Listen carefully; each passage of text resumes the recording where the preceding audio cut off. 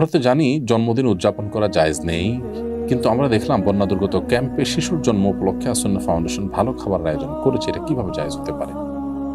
দেখুন, প্রথম কথা হলো যে শিশুর জন্মের দিনটি, যে দিনে সে জন্মগ্রহণ করেছে, এই দিনটিতে বাবা মা, আত্মীয় স্বজন সবাই আনন্দিত, এবং সেই দিনে আনন্দিত হয়ে তারা যদি ভালো খাবার খান, মিষ্টি কিনেন, এটা নাজায়েজ পৃথিবীতে কেউ কোনোদিনই বলেনি।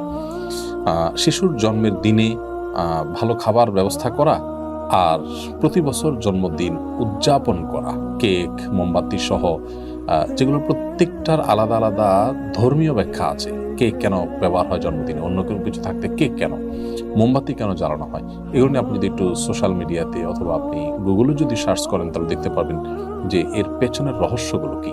অতএব ওই জিনিসগুলো একটা, আর জন্ম হয়েছে শিশুর, সে উপলক্ষে ওই দিনে মিষ্টি খেলেন, ভালো রান্না করলেন,